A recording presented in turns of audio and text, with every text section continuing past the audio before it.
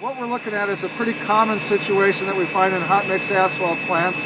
You've got a 6-inch jacketed asphalt pipe where it joins together at a 4-inch inline flange as well as an 1.5 inch hot oil jumper and a flange. These are often left uninsulated because they're hard to insulate. However, by not insulating them, it's a safety issue, it's a personnel issue. You could get badly burned in a second or two by contact with that. But in addition to that, it's a significant heat loss by not insulating it. And the reading that I'm getting presently is 198 degrees off that 4-inch hot oil pipe. We're going to wrap it with a fiberglass blanket insert and then cover it with a insulating wrap. We'll take the surface temperature in a minute or two. So I believe that was 198 before. Okay.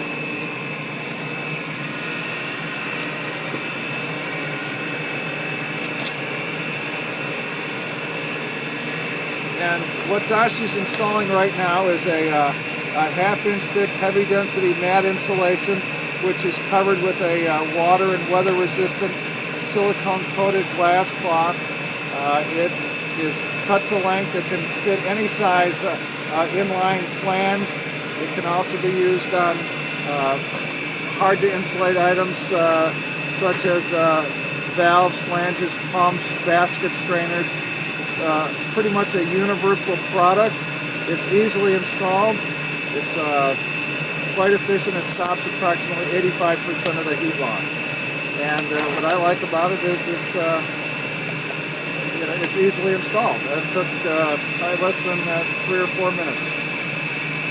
And when he's finished with that, then I'm going to ask that he insulate the 1.5 inch hot oil jumpers with the long radius weldels and the flange fitting there as well.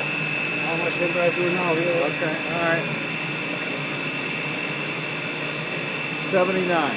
So the surface temperature was reduced by approximately 120 degrees. Ordinarily it's even more than that, but